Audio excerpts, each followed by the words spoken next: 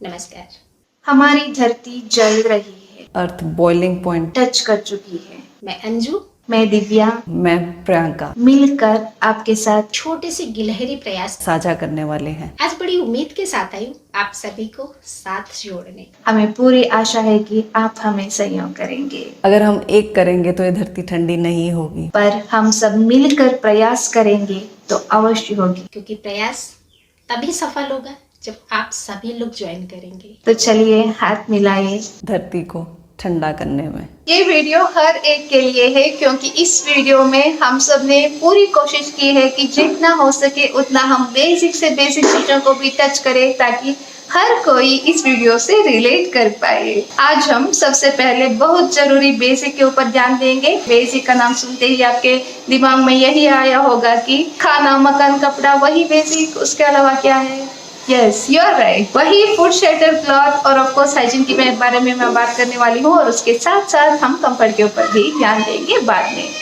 सबसे पहले आता है खाना। खाने के बिना तो हम जी नहीं सकते। आप लोगों ने सुना होगा पुराने जमाने में लोग बहुत लंबी उम्र तक जीते थे, तंदुरुस्त रहते थे। आजकल हमारा लाइफ स्पैन भी कम हो रहा है और हेल्थ भी बिगड़ रहा है। ऐसा क्यों हो रहा है? आप लोगों ने कभी सोचा है? क्योंकि हम खाने के ऊपर जो ध्यान देना चाहिए तब वो ध्यान नहीं दे रहे हैं। पुराने जमाने में लोग जितना फ्रेश खाते थे उतना फ्रेश आजकल हम नहीं खा रहे हैं। ज्यादा से ज्यादा जंक फूड खा रहे हैं और उसके साथ साथ हम ज्यादा केमिकल मिक्स्ड प्रोसेस्ड मिलावट वाली चीजें खा रहे हैं। उसकी वजह से हमारा हेल्थ बिगड़ रहा है। आज भी अगर हम चाहे तो पुराने जमाने की तरह तंदुरुस्त रह सकते हैं। थोड़ी सी खाने के ऊपर ध्यान देने की जरूरत है, ज्यादा नहीं। सब जगह सारी चीजें फ्रेश भी मिल सकता है, बिना पैकेजिंग के, बिना केमिकल के फ्री भी मिल सकता है। थोड़ी सी ढूंढने की जरूरत है, दैट्स इट। अगर आप आटा चाहे तो आटा चक्की से ले सकते हो, और थोड़ा सा ग्रोसरीज चाहे तो आप नियर बाय प्रोविजन स्टोर से भी खरीद सकते हो। और उसके साथ साथ जो भी फ्रेश फ्रूट्स, वेजिटेबल्स वगैरह आप ओपन मार्केट से भी खरीद सकते हो। वहाँ आपको फ्रेश फ्रूट्स एंड वेजिटेबल्स भी मिलता है। थोड़ी सी ढूंढने की जरूरत है। अगर आप चाहे तो हर रास्ता आपके सामने खुलेगा। कुछ एक पौधे लगा सकते हैं। आपके पास जगह है, नहीं है, हर तरीके से आप पौधे लगा सकते हैं। न जाने कितने मैंने आइडियाज बताए। आपके पास बालकनी में 1 इंच भी जगह नहीं है, तब भी आप वर्टिकल गार्डन बना सकते हैं। अपनी वॉल पे लगा दीजिए ढेर सारे पौधे। कैसे लगाना है, आप सभी लोग अगर चैनल से जुड़े होंगे तो आपको सब कुछ पता हो। यहाँ पर एक सवाल और उठता है कि भाई पॉकेट अलाउ नहीं करती है, तो वेस्टी वेस्टी और जुगाड़ू वेस्टी इसी का नाम तो है। जहाँ पर आपकी पॉकेट जवाब दे जाए वहां पर आप याद करिए वेस्टी वेस्टी को, और जुगाड़ू बेस्टी पर आपकी सारी समस्याओं का हल। अब यहाँ पर आप में से बहुत सारे लोगों से हाथ जोड़ के रिक्वेस्ट करना चाहूंगी कि आपके पास जो भी पौधे एक्स्ट्रा हैं, कटिंग्स जरूर शेयर करें। अब यहाँ पर जो हमारे पास सबसे सस्ता पौधा होता है, सबका सोचने का नजरिया अलग हो सकता है, पर मैं कहूंगी मनी प्लांट। एक बार आपने लगाया, ना जाने कितना फैलता रहता है। सबसे सस्ता एयर प्यूरिफायर, और शायद इसी खूबसूरती की वजह से खूबसूरत सा उसका नाम रख दिया गया होगा मनी प्लांट। पर ये सब दिमाग से निकालिए कि ये पौधा नहीं देना, वो पौधा नहीं।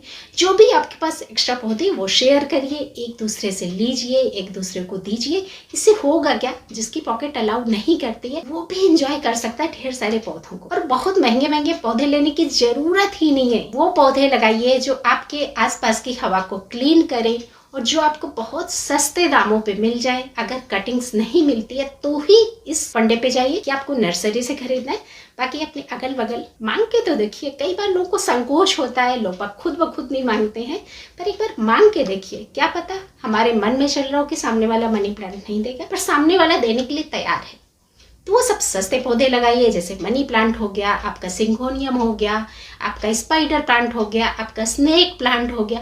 बहुत सारे हमारे आसपास ऐसे पौधे हैं ना कि बहुत इजीली प्रोपोगेट होते हैं। या तो आप पत्ती से उगा सकते हैं या कटिंग से उगा सकते हैं। एटलीस्ट अपने हिस्से की हवा को शुद्ध करिए। कंपोस्टिंग क्यों जरूरी है? अभी आपको थोड़े महीने पहले दिल्ली के कूड़ा घर में लगी आग याद है? इसका एक सबसे बड़ा कारण था मीथेन गैस। मीथेन गैस तब पैदा होती है जब हम अपना गीला कचरा और सूखा कचरा अलग करके नहीं फेंकते हैं। जब गीला कचरा गलता है, सड़ता है, तो उसमें मीथेन गैस प्रोड्यूस होती है।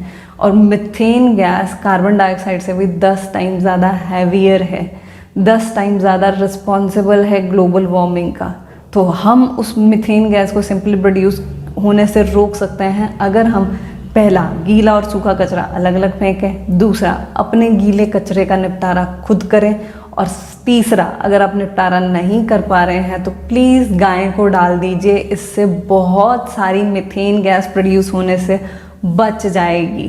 नेचर का जो ये साइकिल है उसको कंप्लीट कीजिए, नेचर आपको भी सपोर्ट करेगा। एक बहुत बड़ा ग्रीन हाउस गैस का जो चंक निकलता है मीथेन गैस का, वो हम लोग इजीली कम कर सकते हैं अपना थोड़ा सा एफर्ट डाल के। मकान, आजकल मकान कई सालों तक रहता है, वही मकान में आप जीने की कोशिश कीजिए बिना अल्ट्रेशन के और बिना डेमोलिशन के, क्योंकि डेमोलिशन के वक्त बहुत सारा पॉल्यूशन होता है धरती पर, हम इसके ऊपर ध्यान नहीं देते हैं। इसलिए जितना हो सके उतना डेमोलिश को अवॉइड कीजिए। वही हाउस पे जितना ज्यादा साल तक आप रह सकते हो उतना ज्यादा साल तक आप रहने की कोशिश कीजिए। अगर आप फ्रेशली बिल्ड करना चाह रहे हैं तो इको फ्रेंडली ऑप्शंस बहुत सारे हैं आजकल, इसलिए आप इको फ्रेंडली हाउस भी बिल्ड कर सकते हैं। लेकिन कभी भी मकान की बात आती है, ये ध्यान में रखिएगा कि our habitat should not disturb other animals habitat on this earth, ये भी हमें ध्यान में रखना होगा। और उसके बाद आता है कपड़ा। हम खुशी के लिए शॉपिंग पे जाते हैं, लेकिन खुश रहने के लिए बहुत सारे तरीके हैं, इसलिए शॉपिंग ही जाने की जरूरत नहीं है। So many experience also can make you happy, इसलिए जितना हो सके उतना experiences में खुशी ढूंढिए, कम से कम खरीदिए। अगर फिर भी आपको ज़रूरत है तो ज़रूर जाना, जितना हो सके उतना सस्टेनेबल शॉपिंग करना, सस्टेनेबल कपड़े खरीदना, लेकिन उसके साथ साथ उसका अच्छे से ध्यान भी रखना, जितना लंबी हो सके उतना लंबे उसे यूज भी करना है। अगर आप खरीदे और उसे 2-3 बार पहना और फिर उसे डस्टबिन में फेंका तो कोई मतलब नहीं है सस्टेनेबल कपड़े खरीदने का भी, वहीं भी थोड़ी सी पोल्यूशन होती है। इसलिए जितना हो सके उतना लंबी टाइम तक उसे पहनने की कोशिश कीजिए। हाइजीन के लिए हमारे किचन में ही बहुत सारे सामान अवेलेबल रहते हैं, वही चीज़ों से हम हाइजीन का देखरेख कर सकते हैं।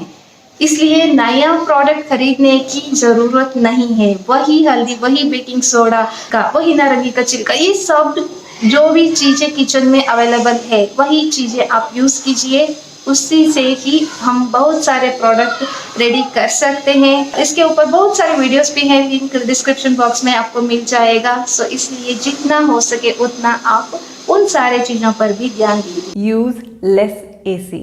और सोच रहे होंगे कि ये हमारे इन्वायरमेंट को किस तरह से प्रोटेक्ट कर सकता है। इलेक्ट्रिसिटी प्रोडक्शन और कंजम्पशन एक बहुत बड़ा कारण है ग्लोबल वार्मिंग में। इंडिया का 60% इलेक्ट्रिसिटी अभी भी कोल से बन रही है, जो कि ग्रीन इलेक्ट्रिसिटी में नहीं आती है। गवर्नमेंट उसके ऊपर पूरा एफर्ट डाल रही है, लेकिन इन सब चीज़ों को बदलने में थोड़ा टाइम लगेगा। उस टाइम तक हमें थोड़ा थमना पड़ेगा। पहली बात, एसी हमारे ना इन्वायरमेंट के लिए अच्छा है ना हमारी हेल्थ के लिए अच्छा, और ये सबसे ज़्यादा इलेक्ट्रिसिटी कंज्यूम करता है। अगर आप एक ऐसे घर के इलेक्ट्रिसिटी बिल देखें जहाँ पे एसी नहीं चलता है वर्सेस वो घर जहाँ पे एसी चलता है, तो उसमें आपको ज़मीन आसमान का फ़र्क दिखेगा। पर आप बोलते होंगे इतनी गर्मी में हम रहें कैसे? गर्मी इस कारण नहीं है कि बाहर बहुत ज़्यादा गर्मी है, गर्मी इस कारण से है कि आप अपने घर को बंद करके रखते हैं। मेरे घर में खिड़की दरवाजे हमेशा खुले रहते हैं, जाली वाला बंद होता है क्योंकि फिर मच्छर और मक्खियाँ आती हैं, जो कि मुझे बिल्कुल पसंद नहीं है, लेकिन क्रॉस वेंटिलेशन हमेशा होती रहती है। हाँ, अभी बहुत ज़्यादा मई जून जुलाई में बहुत ज़्यादा गर्मी होती है तो दोपहर के समय बंद कर देते हैं क्योंकि बाहर से बहुत गर्म हवा आ रही होती है, लेकिन रात तक मौसम इतना अच्छा हो चुका होता है कि हमें एसी की ज़रूरत ही नहीं लगती। इस तरह से जाली लगाई, कूलर लगाया, और ये सबसे बेस्ट सल्यूशन है, सबसे बेस्ट सल्यूशन। एक, आप बहुत ज़्यादा इलेक्ट्रिसिटी कंज्यूम नहीं कर रहे हैं। दूसरा, आप फ्रेश एयर में सो रहे हैं। तीसरा, ये सबसे ज़्यादा इन्वायरमेंट फ्रेंडली और सबसे ज़्यादा कंफर्टेबल इन्वायरमेंट है आपकी बॉडी के लिए। चलते चलते आप सभी से हाथ जोड़ के फिर से विनती करूंगी कि हमारे छोटे से गिलहरी प्रयास को आप लोग अपना प्रयास समझिए। इस पर्यावरण को अपनी धरोहर समझिए और ये सोचिए इस धरोहर से हमने कितना दोहन किया और कितना दोहन करना अभी बाकी है। पर्यावरण से हम जितना दोहन कर सकते हैं करिए ना, किसने मना किया है? पर उस पर्यावरण को दोहन करने लायक छोड़िए तो, ये सवाल आप अपने आप से करिएगा। पर्यावरण हमेशा से हमें बहुत कुछ देता आया है और देता रहेगा, पर क्या हमने इसकी कद्र करी, क्या हमने इसकी इज्जत करी?